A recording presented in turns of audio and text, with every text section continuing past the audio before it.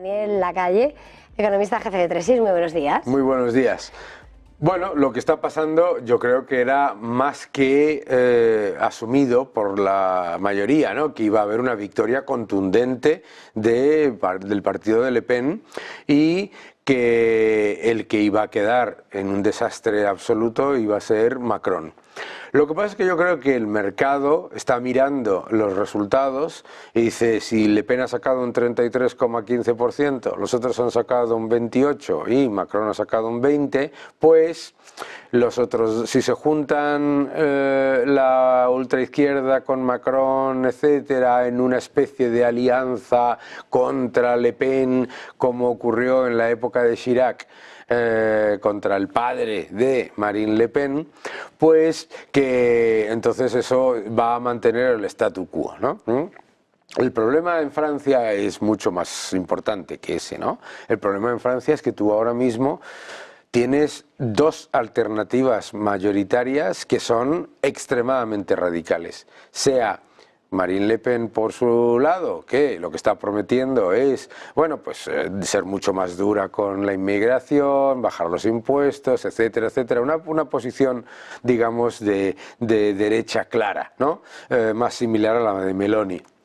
Pero es que no se puede olvidar que lo que tienes en el otro lado es una coalición de comunistas, de todos los partidos de ultraizquierda, de los socialistas, etcétera, etcétera.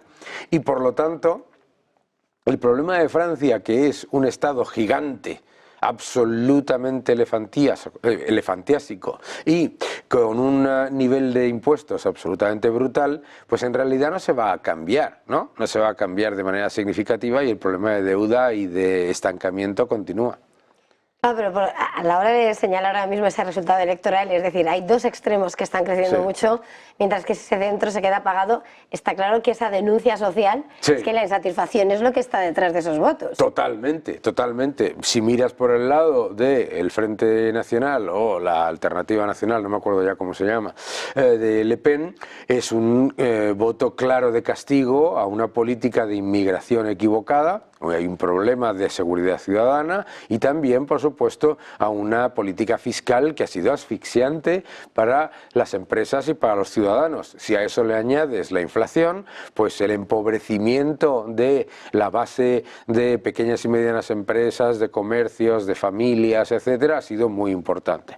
Si lo miras por el lado de la izquierda, la extrema izquierda, pues lo que quieren es todavía más nivel de estatismo, todavía más nivel de sector público, todavía más nivel de intervención en la economía. Pero también viene por el descontento. ¿Y cuál es el descontento? El descontento es que el mayor estado social aparentemente del mundo, ¿no? Según la OCDE, el peso del estado más grande de todos, etcétera, pues resulta que lo que ha generado es una subclase completamente descontenta y que encima no tiene oportunidades, porque como la economía no crece, las empresas no quieren establecerse en Francia como querían antes, las pequeñas y medianas empresas están ahogadas, etcétera, etcétera. No sé si lo sabes, que Francia es el país que tiene más número de empresas de 49 empleados, ¿eh? ¿Por qué? Porque en el momento en el que tienes 50 empleados, tienes que tener 3 comités sindicales, tienes que tener reparto de beneficios con los sindicatos, tienes que tener cualquier decisión empresarial consultada con esos comités, etcétera, etcétera. Entonces hay 2,4 veces más empresas con 49 empleados que con 50 o más. En ese escenario, llegamos en una semana, toca segunda vuelta, mañana tienen que ultimar cuál va a ser la estrategia para presentarse, si se unen o no y cómo esa extrema izquierda, ese centro, eliminar los terceros para limar votos a Marine Le Pen, pero lo que está claro es que los mercados ya están cotizando y haciendo sus cábalas. El euro, desde luego, el temor a un Frexit, al Brexit no lo está cotizando, está subiendo. Los mercados están subiendo con mucha fuerza. ¿Por qué crees que responden más? ¿Piensan que Le Pen va a ser más como Meloni? ¿Piensan que no va a alcanzar esa mayoría con la que tratan de restarle, como hicieron con su padre? Sí.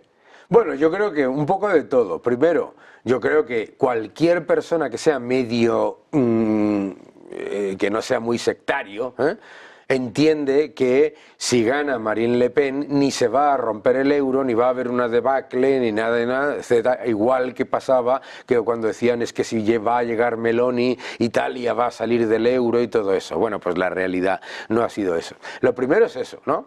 Por lo tanto, en la lista de opciones que está descontando el mercado, la de la salida del euro y la de una debacle total, yo creo que está eliminada. El problema fundamental es el segundo, ¿no? El problema fundamental es, bueno, pues vale, un rebote del 2% en el CAC, muy bien, estupendo, pero el CAC no ha hecho absolutamente nada este año, nada. O sea, es un índice muerto completamente, ¿no? Entonces, a mí lo que creo que es importante es darse cuenta de que ninguna de las alternativas es una buena alternativa para la economía francesa, ninguna, ¿no? O sea, la alternativa de Le Pen puede estar prometiendo una bajada de impuestos y ser más pro crecimiento, de acuerdo, pero al final, si tú no llevas a cabo una reforma seria de la monstruosa bueno, pues maquinaria burocrática y administrativa de Francia, pues bajar impuestos te va a ayudar poquito, te puede ayudar, pero te puede ayudar poquito. Entonces, son alternativas que en realidad cambian poco. Y el problema fundamental aquí es qué clase de coalición, aparte de contra Le Pen, una coalición contra algo, sería una coalición tan Frankenstein, si no más, que la que tenemos en España, ¿no? El hacer una coalición en contra de Le Pen simplemente porque dices el miedo a la ultraderecha y entonces resulta que unes al centro con la ultraizquierda, todo el arco político lo estás moviendo hacia una izquierda que lo que está haciendo a la vez es multiplicar la apuesta por un Estado que lo que hace es generar descontento, estancamiento, inmigración ilegal y deuda.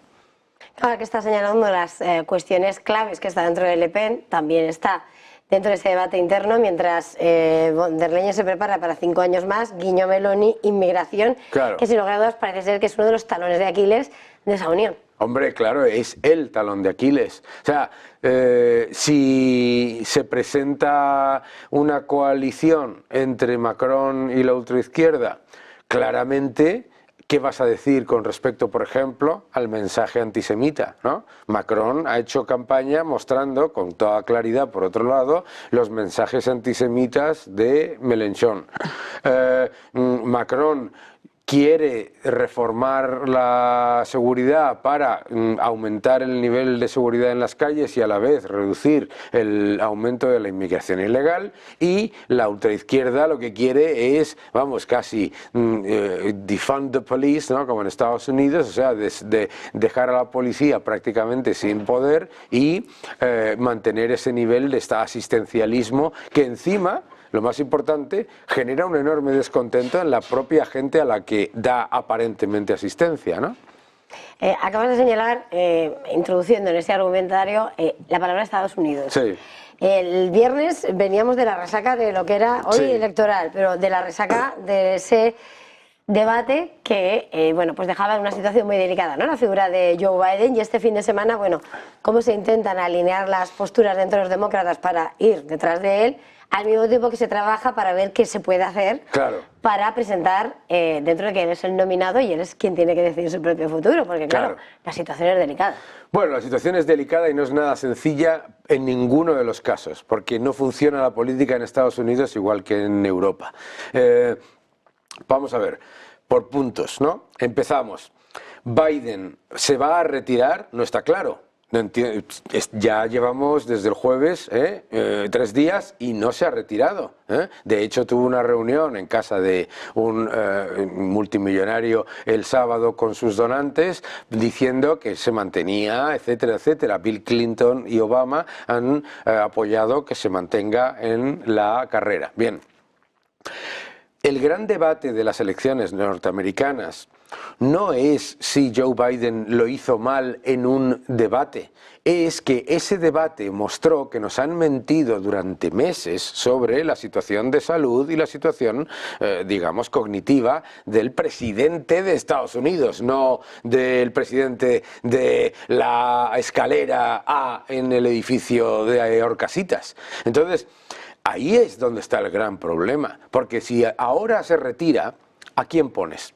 Si pones a Kamala Harris, la vicepresidenta de Estados Unidos, su nivel de popularidad es todavía más bajo que el de Joe Biden. No solamente es más bajo en general, es que es más bajo entre los afroamericanos, porque la ven como una elitista que no conecta y que no tiene un mensaje, digamos, válido, ¿no?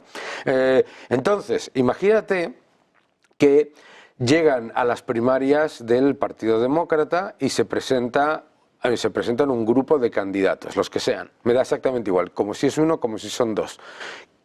¿Cuántos donantes de Biden se van a ir con ellos y cuántos se quedan? La campaña del Partido Demócrata, sea lo que sea, viene ya con un freno por parte de los donantes, porque o se quedan con Joe Biden, o se van con uno, o se van con otro, o se van con varios, ya tienes varios problemas por ahí montados. Tercero, en esas primarias se van a pelear entre ellos, van a empezar a llamarse de todo. No olvidemos que Kamala Harris llamó unas salvajadas a Joe Biden en las primarias anteriores brutales. Entonces, ¿qué es lo que tiene que pasar probablemente? Que dejen pasar las primarias y haya un comité en el Partido Demócrata que tome una decisión ejecutiva de cambiar a Joe Biden por otro candidato, sin pasar por primarias. Ya de entradas te genera un descontento significativo. Más importante,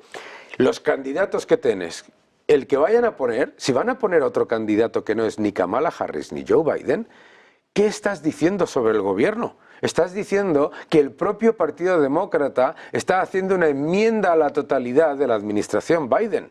Porque si no vas a poner a Kamala Harris y no vas a poner a Joe Biden, no hay una solución buena aquí, no hay ninguna solución buena. Claro, en el Partido Republicano, que tienen las primarias ahora, va a pasar lo contrario. Se van a encontrar con que va a salir otro nuevo juicio contra Trump, en el que le condenan en Nueva York, van a volver a sacar juez de Nueva York, demócrata, que está utilizando, aquí como le llaman el lawfare, no sé quién, no sé cuántos, todo el mundo alrededor de Trump, y tienes un partido republicano unido, un partido demócrata dividido y encima una enmienda a la totalidad a la administración Biden.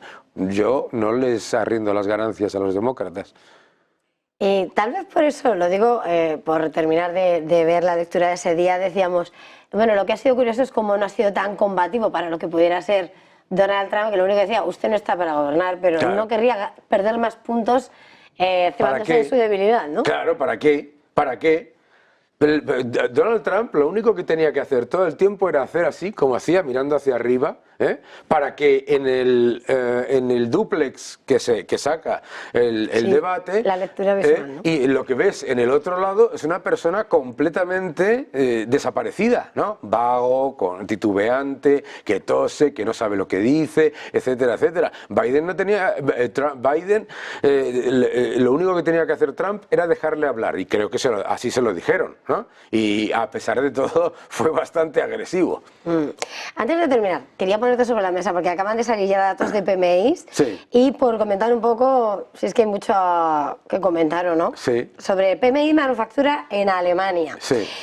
43,5, es una décima menos de lo que se esperaba, y eso sí, es una mejora de una décima. El de Francia, 45,4, también es una décima inferior, cuando además en las últimas lecturas del PMI compuesto de la eurozona decían, bueno, es que los que siguen pesando, efectivamente son quienes eran, ¿no?, los fundamentales, ese París, sí, Berlín. ¿Cómo queda en este momento esa lectura en cuanto al escenario en la eurozona? Que los PMIs lo que muestran desde hace ya 30 y tantos meses, es que la eurozona es un absoluto desastre, porque todo esto está ocurriendo en medio de los fondos Next Generation. Todo esto está ocurriendo después de años con los tipos negativos. Todo esto está ocurriendo mientras el Banco Central Europeo sigue con el mecanismo antifragmentación, que yo lo llamo el mecanismo antimercado. Entonces, a mí, pues me da exactamente igual lo que diga. No, es que está mejorando una décima con respecto a no sé cuánto. Por Dios de mi vida. Es que es contracción tras contracción, tras contracción, tras contracción en la industria. Recordemos que es que la Unión Europea se creó para defender la industria europea, ¿eh? Y lo que están haciendo es cargársela. Entonces, luego te dirán, ya verás, todos los que quieren comprar Europa como si no hubiera mañana, no sé para qué, ¿eh? Pero te dirán, no, pero es que el sector servicios va muy bien. Gracias por reconocer que Europa se está convirtiendo en el museo del mundo. Es un horror, los datos son una vergüenza. Museo y parque de atracciones. Y parque de atracciones, bueno, parque de atracciones tampoco mucho, porque luego no hay tantos. Bueno, Daniela, que haya sido un placer. Feliz jornada, feliz negocio. Muchísimas gracias igualmente.